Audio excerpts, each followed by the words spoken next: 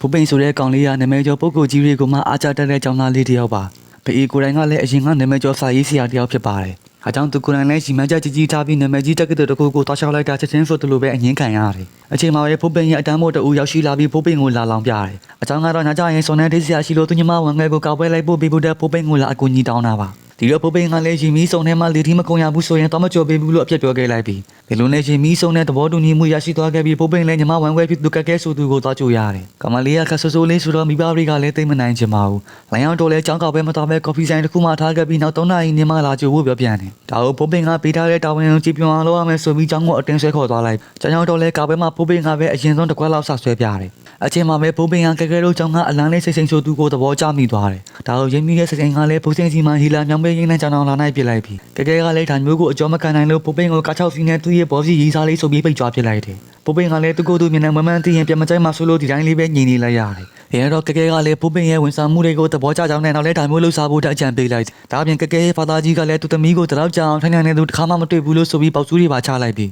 ဒီတော့ဖိုးပိန်လည်းကဲရဲ့အကြံကိုသဘောကျသွားပြီးဘော်ရာမောင်မြင့်ကို application လေးတစ်ခုရေးခိုင်းလိုက်တယ်။ဖိုးပိန်ဆိုတဲ့နာမည်နဲ့ဒီ application လေးကတော့အဖော်လုံးနေသူများအတွက်သူကိုယ်တိုင်အဖော်လိုက်ပြုပြီးဝန်ဆောင်မှုပေးမှဖြစ်ပါတယ်။ဖိုးပိန်ကတွားရမယ့်နေရာနဲ့လိုက်ဖက်အောင်ဝတ်စားဆင်ရင်တက်တယ်။ဒါပြင်ဒီယာရီတပ်ပေါ်မူတည်ပြီးလေးလာမှုအားလဲကောင်းလာကြောင်းဖိုးပိန်ရဲ့ဝန်ဆောင်မှုဟာခဏအတွင်းနာမည်ကြီးလာတယ်။ပကြီးပြပွဲတွေတန်းနေရိုက်တာတွေကအစားကောင်လေးနဲ့မတည့်ရတဲ့ကောင်မလေးတွေကိုပါကူညီပေးနိုင်ခဲ့တယ်။အဲဒီနောက်ကဲကလည်းသူကြိုက်တဲ့မောင်တင်းဆိုတဲ့ကောင်လေးနဲ့နီးစပ်တိုင်မို့တဲ့ဖိုးပိန်ကိုပါတီတစ်ခုသွားဖို့လမ်းခေါ်တယ်။ပါတီကလည်းစိတ်တို့ပါတီဖြစ်နေတော့ဖိုးပိန်ကိုလည်းနှစ်ခါတော့မခေါ်လိုက်ရပါဘူး။ပါတီရောက်တော့ကဲမောင်တင်းနဲ့စကားပြောပြအောင်ကူညီနိုင်ခဲ့တယ်လို့စိတ်လေးကလည်းဖိုးပိန်ကိုသဘောကျနေပုံပါပဲ။ရားထဲမှာတော့ဖိုးပိန်ကလည်းသူ့ရဲ့ဝန်ဆောင်မှုလုပ်ငန်းကြီးကိုပဲဆက်လက်လုပ်ကိုင်တယ်။တခါတလေကျအိမ်ကိုအုပ်ချမြတ်ပေါပုံစံနဲ့လာပြီးမိဘတွေကိုရိုင်းရိုင်းဆက်ဆံပြီးပါဆိုတဲ့မိန်းကလေးမျိုးနဲ့လည်းတွေ့ရတယ်။ဖိုးပိန်ရိုင်းဆက်ဆံနေတော့မှပဲကဲစီကနေဖုန်းဝင်လာပြီးသူတက်ရှင်တဲ့တက္ကသိုလ်ဝင်ခွင့်ရအောင်ကူညီပေးမယ်လို့ဆိုတယ်။ဒီတော့ဖိုးပိန်လည်းကဲသွားတွေ့ခိုင်းတဲ့ဌာနမှုစီသွားကြည့်လိုက်တာဌာနမှုကလည်းဖိုးပိန်ကိုချက်ချင်းပဲသဘောကျသွားရှာတယ်။ဖိုးပိန်ကထုံးစံတိုင်းကြိုတင်လေးလာမှုတွေပြုလုပ်ထားပြီးပြောင်းမွေးမိရတာဝါသနာပါတဲ့ဌာနမှုရှိမှပြားเจ้าနေကြီးထိုင်ပြောခဲ့တာဖြစ်ပါတယ်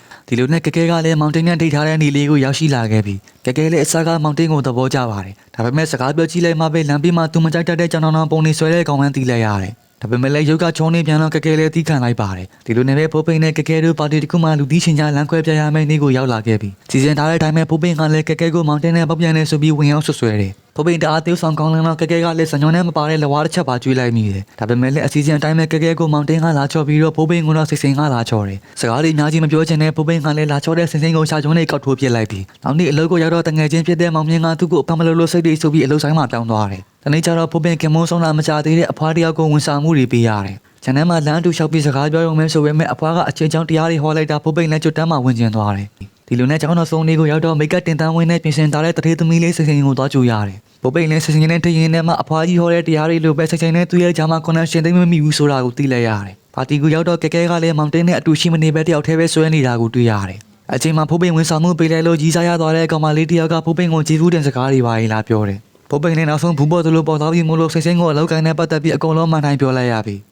အကြောင်းဆုံးတည်သွားတဲ့စိတ်ကလည်းမျက်နှာမွဲဖြစ်တာကိုကိစ္စမရှိပေမဲ့အလင်းခင်ရတာကိုတော့လုံးဝမကျေနပ်ပါဘူး။ဒါအပြင်ဖိုးပိန်ရဲ့ဝန်ဆောင်မှုလုပ်ငန်းကြောင့်ဖိုးပိန်ကိုထောက်ထိုးမောင်တင်ပြီးချက်ချင်းပဲလမ်းခွဲပြစ်လိုက်ပြီးဖိုးပိန်လည်းခြေခွဲပြီးကောက်ပွဲမှာတယောက်တည်းဖြစ်နေတဲ့ကဲကိုသွားပြန်ခေါ်ကြည့်တယ်။ဒါပေမဲ့လည်းကဲကအရန်လို့မဟုတ်ဘူးဆိုပြီးညင်းနိုင်လို့ဖိုးပိန်လည်းအသေးလေးဆန်းဆန်းလောက်ကွဲသွားခဲ့ရပြီ။တရားလည်းကွဲဘော်ရာကလည်းမရှိတော့ဖိုးပိန်လည်းချောရလည်းမဲ့ဘော်ရာမမြင့်ကိုပဲအရင်သွားချော်တယ်။အဲနောက်မှာတော့ဖိုးပိန်လည်းအကြံတစ်ခုရရှိသွားခဲ့ပြီးတက္ကသိုလ်ဝင်ခွင့်နဲ့စာရေးစာကုန်းတစ်ပုဒ်ကြောင်ရင်းချင်းပြီးရေးလိုက်တယ်။နောက်နေ့ကျတော့ကဲကိုသူရေးထားတဲ့စာရေးစာကုန်းလေးကိုအကဲဖြတ်ပေးဖို့လမ်းခေါ်တယ်။ဒါပြေလိညာပြီးမှရရှိလာတဲ့ private တက္ကသိုလ်စာသူ့ဖေတက်စေခြင်းနဲ့တက္ကသိုလ်ကိုပဲတက်တော့မှာဖြစ်ပါတယ်။ပြောဆိုနဲ့ကဲကိုစာရေးစာကုန်းစာပဲလေးပေးပြီးတော့ထွက်ခွာလာခဲ့လိုက်ကဲလည်းစာရေးစာကုန်းကိုဖတ်ကြည့်လိုက်တာစာရေးစာကုန်းဟောမနေပဲရီစားတာသွားဖြစ်နေတယ်။စာရေးစာကုန်းကိုသာအသုံးချအောင်မရေးတတ်တဲ့ဖိုးပိန်ဟာရီစားတာချမ်းဖြောင်ဖြူးနေတော့ကဲလည်းဟတ်တီပါထိကုန်ရတယ်။ဒီလိုနဲ့ညာရောက်တဲ့အခါမှာတော့ကဲကဖိုးပိန်ရဲ့ဝန်ဆောင်မှုကိုအသုံးပြုခြင်းနဲ့ဆိုပြီးလာရောက်ငားရမ်းတယ်။ဖိုးပိန်လည်းဝန်ဆောင်မှုတွေဆက်မပေးတော့ဘူးဆိုပေမဲ့လည်းကဲဖြစ်နေတော့လက်ခံလိုက်ပါပြီ။ကဲဖိုးပိန်လှုပ်လှုပ်တဲ့နေရာကိုခေါ်သွားခဲ့ပြီးမောင်မြင့်တို့လည်းရှိနေတာကိုတွေ့ရတယ်။အကြောင်းကတော့ကဲတရားဖိုးပိန်ကိုတခါတနာကြီးအဖြစ်ပြန်ပေးမလို့ပဲဖြစ်ပါတယ်။နောက်ဆုံးမှာတော့ကဲနဲ့ဖိုးပိန်တို့လည်းဒရာမာလေးချစ်ပြုတ်တွေပေးရင်ဇလန်းလေးလေးပြီးဆုံးသွားခဲ့ပါတယ်။မရှိတို့လည်းပတ်စံမရှိဘူးဆိုရင်ဖိုးပိန်လည်းဝန်ဆောင်မှုလေးတွေပေးကြည့်ကြဖို့အကြံပေးခြင်းပါတယ်။ဘာပဲကြိုးသွားမလားဒါပဲထိုးသွားမလားဆိုတာကတော့ကိုယ်စွမ်းစားဖို့ပဲမူတည်ပါတယ်။ကျေးဇူးတင်ပါတယ်။